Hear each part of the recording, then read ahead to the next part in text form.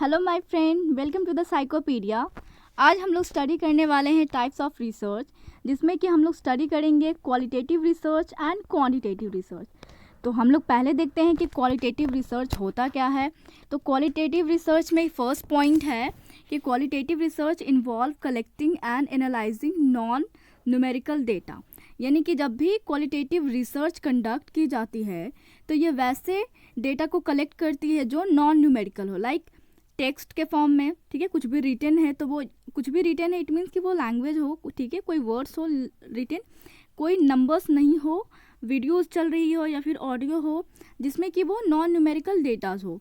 तो यह उसी इन्फॉर्मेशन को ये कलेक्ट करता है जो वर्बल इन्फॉर्मेशन होती है, ठीक है, चाहे वो रिटन फॉर्म में हो, प्रिंटेड फॉर्म में, जो ग्राफ हो, पिक्चर्स हो, और इसी डेटा को ये एनालाइज भी करता है और कलेक्ट भी करता है टू अंडरस्टैंड ओपिनियन, कॉन्सेप्ट्स और एक्सपीरियंस को, okay, related to situation, event, कुछ भी हो उसके बारे में जब ये इन्फॉर्मेशन को ये गैदर करता है। ठीक है, सेकेंड इसके पॉइंट्स क्या है कि it can be use to gather in deep insight. यानी कि जब भी ये रिसर्च कंडक्ट की जाती है तो इसका पर्पस यही होता है कि ये किसी डीप इन्फॉर्मेशन को ये गैदर करे, क्योंकि जब ये रिसर्चर ये रिसर्च स्टार्ट करता है तो उसके पास जो इन्फॉर्मेशन होता है प्रॉब्लम के रिगार्डिंग, उसके पास इंफॉर्मेशन काफ़ी कम होता है। ठीक है, इनटू अ प्रॉब्लम, और जो भी प्रॉब्लम है तो उसके रिगार्डिंग उसके पास बहुत ही कम इन्फॉर्मेशन होता है। तो जब ये इन्फॉर्मेशन को जब ये गैदर करता है तो काफ़ी डीप में इन्फॉर्मेशन को ये गैदर करता है ताकि उस रिसर्च से रिलेटेड कुछ न्यू आइडियाज़ को ये जनरेट कर सके। ठीक है, कुछ इंसाइट को ये क्रिएट कर सके। इसकी थर्ड पॉइंट्स क्या है क्वालिटेटिव रिसर्च की। तो क्वालिटेटिव रिसर्च जो है वो बिल्कुल अपोजिट है क्वांटिटेटिव रिसर्च की। जब भी क्वांटिटेटिव रिसर्च कंडक्ट करती है तो ये न्यूमेरिकल डेटा को ये एनालाइज करता है और ये कलेक्ट करता है। ठीक है, और स्टैटिस्टिकल एनालिसिस भी ये करता है, यानी कि स्टैटिस्टिकल टेस्ट को ये यूज़ करता है कौन, quantitative research. But qualitative research में क्या होता है कि जब भी ये कंडक्ट होता है तो कोई भी किसी भी तरह की स्टैटिस्टिकल एनालिसिस नहीं होती है, जैसे कि chi square, T test, ANOVA, ये सारे जो टेस्ट हैं वो इसमें यूज़ नहीं किए जाते हैं क्वालिटेटिव रिसर्च में। क्वालिटेटिव रिसर्च के जो फोर्थ जो पॉइंट है ये है कि जब भी क्वालिटेटिव रिसर्च जब कंडक्ट की जाती है तो ये बेसिकली ह्यूमैनिटीज़, ठीक है, और जो सोशल साइंस है उसमें ये किए जाते हैं, चाहे वो एंथ्रोपोलॉजी का सब्जेक्ट हो या फिर सोशियोलॉजी का सब्जेक्ट हो, एजुकेशन के फील्ड में हो, किसी भी तरह का एजुकेशन, चाहे वो हेल्थ साइंस से रिलेटेड हो या फिर हिस्ट्री से रिलेटेड हो, तो ये इन सब के फील्ड में ये रिसर्च को कंडक्ट करता है। ओके, तो ये कुछ बेसिक पॉइंट्स थी क्वालिटेटिव रिसर्च के बारे में। अब देखते हैं क्वांटिटेटिव रिसर्च के बारे में कि क्वांटिटेटिव रिसर्च क्या होता है।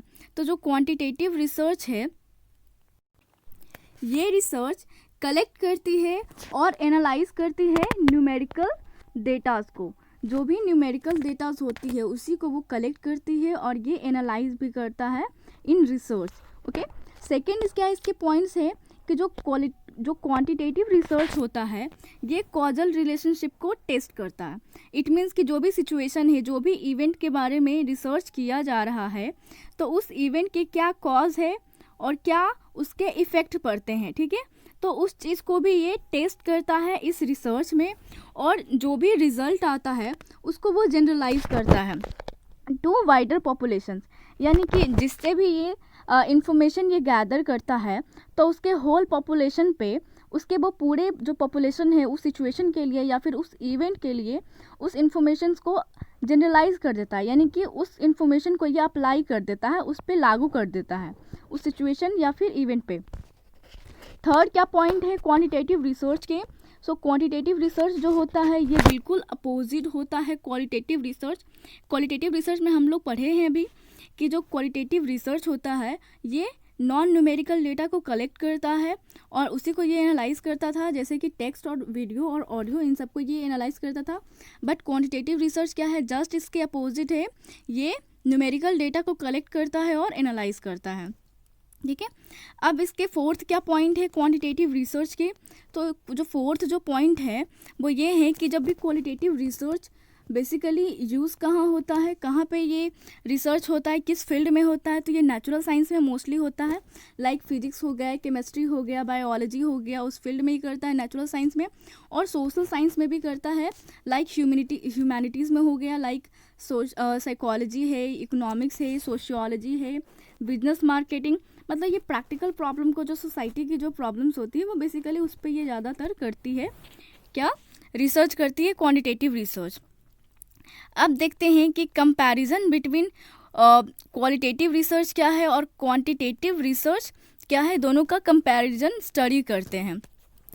तो इसका जो फर्स्ट जो पॉइंट है क्वालिटेटिव रिसर्च का, वो इसका ये बताया गया है कि ये जो क्वालिटेटिव रिसर्च होता है इसका मेन ऑब्जेक्टिव क्या है, developing understanding on human being social science to know what people feel and think. यानी कि किसी भी सिचुएशन या फिर इवेंट के रिगार्डिंग पीपल क्या फील करती है, क्या एक्सपीरियंस करती है, क्या थिंकिंग करती है, उसके रिगार्डिंग ये नॉलेज को क्या करना चाहती है, इंक्रीज़ करना चाहती है और अंडरस्टैंडिंग लेवल को बढ़ाना चाहती है। ठीक है, उसके रिगार्डिंग ये इन्फॉर्मेशन को ये डेवलप करती है, क्या क्वालिटेटिव रिसर्च डेवलप करती है। ठीक है, अब देखते हैं कि क्वांटिटेटिव रिसर्च का ऑब्जेक्टिव क्या है। तो क्वांटिटेटिव रिसर्च में रिसर्चर डिसाइड करता है कि क्या, व्हाट टू डू और what not to do, then generate numerical data, यानी कि क्या करना है क्या नहीं करना है, तब जा कर के वो न्यूमेरिकल डेटा को वो जनरेट करता है। ठीक है, इन रिसर्च में। और ये जब भी ये न्यूमेरिकल डेटा को जनरेट करता है तो वो कैसे करता है, वो मैथमेटिकल टेक्निक्स को यूज़ करता है, लॉजिक टेक्निक को यूज़ करता है और स्टैटिस्टिकल टेस्ट को भी ये यूज़ करता है, तब जा कर के वो ये न्यूमेरिकल डेटा को फिर ये जनरेट करता है। ठीक है, अब सेकेंड देखते हैं क्वालिटीज़ क्या, सेकेंड फीचर्स क्या है क्वांटिटेटिव रिसर्च के बारे में। तो इसका जो सेकेंड जो बताया गया है, the main objective of subjective approach here is to explore and gain understanding of the problem. यानी कि जब रिसर्चर यहाँ पे रिसर्च करता है तो वो अपना सब्जेक्टिव अप्रोच यही होता है, क्योंकि यहाँ पे जो रिसर्चर जो रिसर्च करता है तो उसके पास इंफॉर्मेशन बहुत ही कम होता है। और जब भी वो रिसर्च करता है तो उसके अपने एक्सपीरियंस, उसका अपना नॉलेज, उसका अपना एटीट्यूड, बिलीफ, इन सबको ये प्रॉब्लम को समझने में उसको ये हेल्प भी करती है, प्रॉब्लम को और एक्सप्लोर करने में और अंडरस्टैंडिंग को गेन करने में हेल्प करती है। ठीक है, तो ये सब्जेक्टिव अप्रोच हो गया। और जबकि देखते हैं कि क्वांटिटेटिव रिसर्च में क्या है कि ये ऑब्जेक्टिव अप्रोच होता है। क्यों? क्योंकि ये सिचुएशन को अच्छे से डिस्क्राइब करता है, एक्सप्लेन करता है, यानी कि कॉज और इफ़ेक्ट क्या है, उस सिचुएशन के इफ़ेक्ट और इवेंट के, और क्वांटिफाई भी करता है ये प्रॉब्लम को अच्छे से। ठीक है, क्वालिटेटिव रिसर्च की अब देखते हैं कि थर्ड इसके पॉइंट्स क्या है। तो इसका जो थर्ड पॉइंट है ये बताया जा रहा है कि ये जो अप्रोच यूज़ करता है वो बॉटम अप अप्रोच होता है। बॉटम अप अप्रोच कहने का मतलब ये होता है कि यहाँ पे जो इन्फॉर्मेशन है वो लोअर टू हायर फ्लो होता है। इट मीन्स कि स्टार्टिंग में जो रिसर्चर होता है उसके पास इंफॉर्मेशन प्रॉब्लम के रिगार्डिंग बहुत ही ज़्यादा कम होती है, तो फिर वो इतना इन्फॉर्मेशन कि वो गैदर करता है डिफरेंट सोर्सेज से, कि वो उसके इन्फॉर्मेशन जो है वो प्रॉब्लम का जो इन्फॉर्मेशन होता है वो उसको बहुत ज़्यादा इंक्रीज़ कर लेता है, बहुत ज़्यादा नॉलेज को वो गैदर कर लेता है।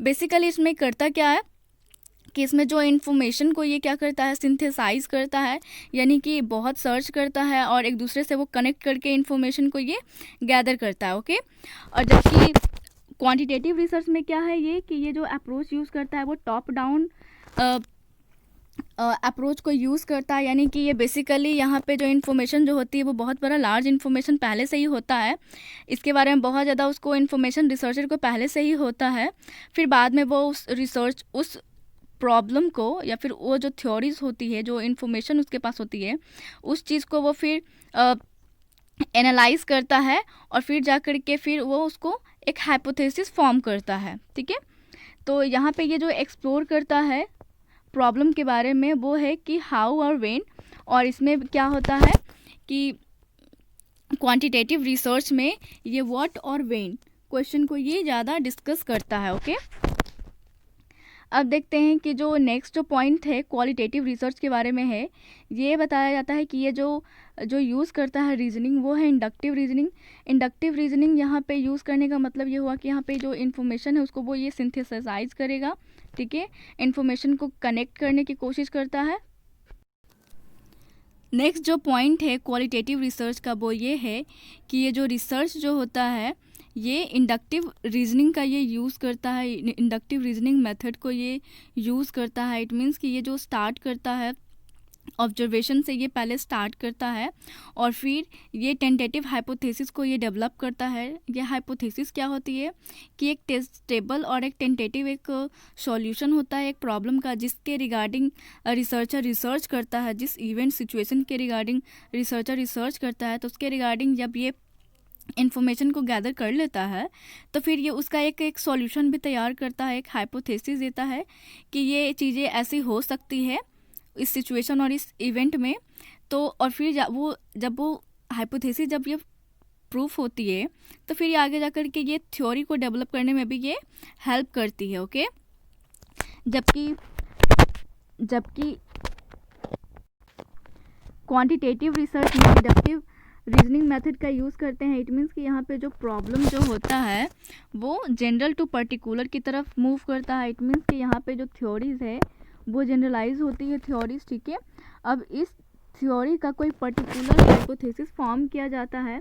पर्टिकुलर हाइपोथेसिस इट मीन्स कि उस सिचुएशन से रिलेटेड, उस थ्योरी से रिलेटेड, उस इवेंट से रिलेटेड कुछ स्पेसिफिक हाइपोथेसिस, कुछ टेस्टेबल स्टेटमेंट तैयार करता है रिसर्चर और फिर उसको ऑब्जर्व करके या फिर डेटा कलेक्ट करके फिर बाद में उस हाइपोथेसिस को कंफर्म करता है कि वो हाइपोथेसिस जो है वो ट्रू हुआ या फॉल्स हुआ, एक्सेप्ट हुआ या रिजेक्ट हुआ, उसको ये फिर कंफर्म करता है रिसर्चर। ओके, तो अब देखते हैं कि जो इसमें जो डेटा जो कलेक्ट होता है क्वालिटेटिव रिसर्च में वो कैसे होता है।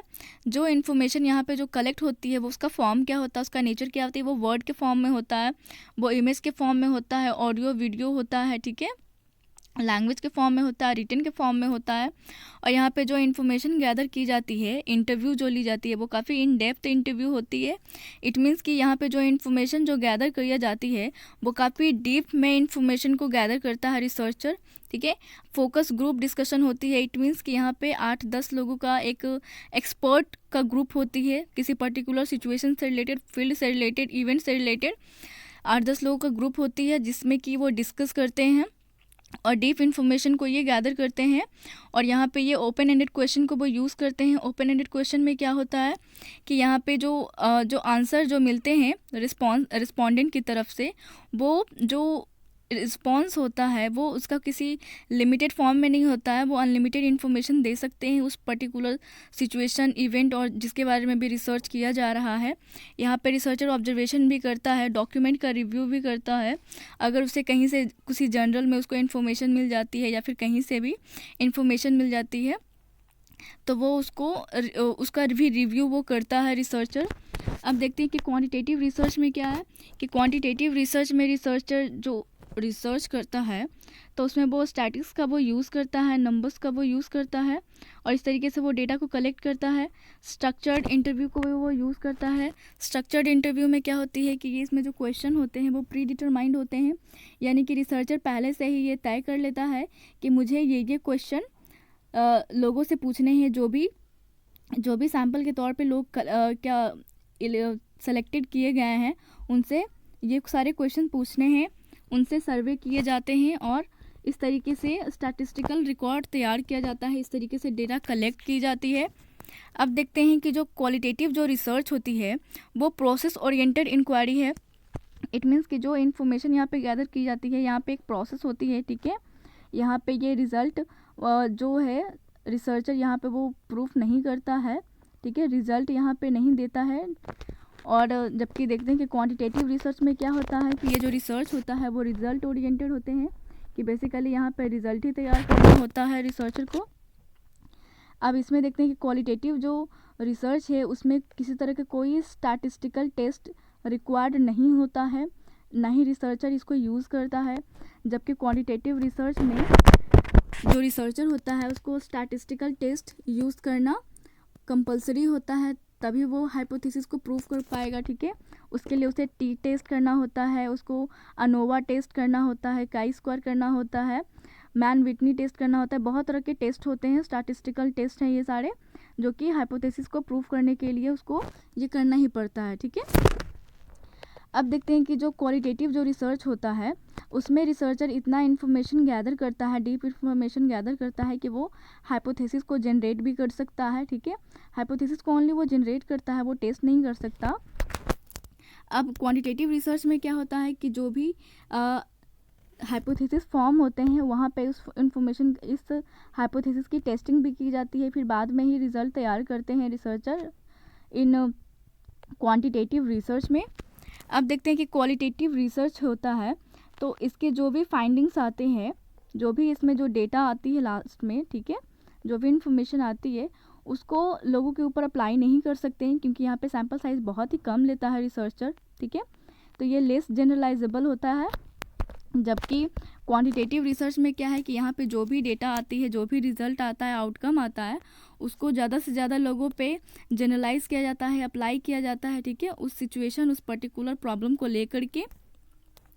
अब देखते हैं कि जो क्वालिटेटिव रिसर्च होता है उसमें जो रिज़ल्ट जो होता है वो काफ़ी डिस्क्रिप्टिव होता है, जबकि क्वांटिटेटिव रिसर्च में क्या होता है कि रिज़ल्ट होता है वो स्पेसिफिक होता है। ठीक है, पर्टिकुलर प्रॉब्लम को लेकर के होता है।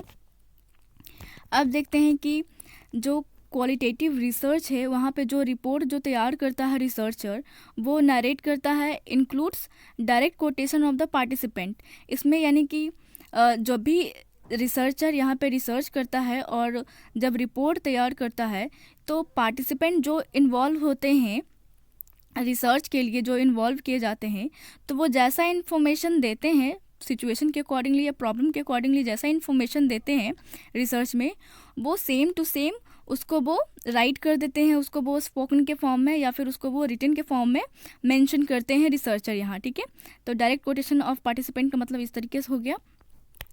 अब देखते हैं कि जो क्वांटिटेटिव रिसर्च होता है उसमें रिपोर्ट कैसे तैयार करता है रिसर्चर। तो वहाँ पे तो हम लोग जानते हैं कि यहाँ पे स्टैटिस्टिकल टेस्ट का ज़्यादातर यूज़ होता है। ठीक है, और स्टैटिस्टिकल टेस्ट का यूज़ करके ही रिसर्चर क्या करता है, रिलेशनशिप बिटवीन जो वेरिएबल से, जो भी प्रॉब्लम से, ठीक है, उसके बीच वो फाइंड करता है। अब देखते हैं कि जो रिसर्चर होता है इसमें जो सैम्पल साइज़ लेता है रिसर्च करने के लिए क्वालिटेटिव रिसर्च में, वो बहुत ही स्मॉल सैम्पल साइज़ लेता है। ठीक है, और इसमें इसमें जो डेटा जो होती है वो बहुत ही, उसका वॉल्यूम जो होता है लार्ज होता है, यानी कि जो स्मॉल साइज़ ही सैम्पल होता है, बट उससे इन्फॉर्मेशन, इसको ज़्यादा से ज़्यादा इन्फॉर्मेशन उसको निकालना होता है, लेना होता है। और इसमें रिसर्चर का बायस भी होता है। ठीक है, जब रिसर्चर ये रिसर्च करता है तो उसका सब्जेक्टिव एक्सपीरियंस है, उसका अपना एक्सपीरियंस, उसका बिलीफ, वैल्यूज़, ठीक है, इंटेलिजेंस, उसका ट्रेनिंग, ये सारे इफ़ेक्ट करता है। और ये सारे मेन इश्यूज होते हैं रिसर्चर में। क्वालिटेटिव रिसर्च में इस तरह के प्रॉब्लम्स आते हैं, चैलेंजेस आते हैं। अब देखते हैं कि क्वांटिटेटिव रिसर्च जब करते हैं तो क्या क्या प्रॉब्लम को फेस करना पड़ता है। उसमें गुड स्टैटिस्टिकल एनालिसिस को सेलेक्ट करना पड़ता है। जब भी रिसर्चर रिसर्च करता है तो उसको फिर बाद में डेटा कलेक्ट करने के बाद में जब उसको एनालाइज करना होता है इन्फॉर्मेशन को, तो रिसर्चर को यहाँ पे ट्रेंड होना पड़ता है काफ़ी ज़्यादा कि कौन सा स्टैटिस्टिकल एनालिसिस को यूज़ करना है, कौन सा स्टैटिस्टिकल टेस्ट को यूज़ करना है। टी टेस्ट करेगा या फिर अनोवा टेस्ट करेगा, काई स्क्वायर लेगा या फिर मैन विटनी टेस्ट करेगा, क्रुस्कल वॉलिस टेस्ट करेगा। कौन सा टेस्ट अप्रोप्रिएट होगा उसको सेलेक्ट करना पड़ता है, उसको ध्यान रखना पड़ता है। और यहाँ पे सैम्पल साइज़ जो होता है वो काफ़ी बड़ा होता है। ठीक है, तो इस तरह के चैलेंजेस को फेस करने पड़ते हैं इस रिसर्च में। तो फ्रेंड, आज के लिए बस इतना ही। नेक्स्ट वीडियो में हम लोग फिर मिलते हैं, तब तक के लिए अपना ध्यान रखिए। Bye bye and take care.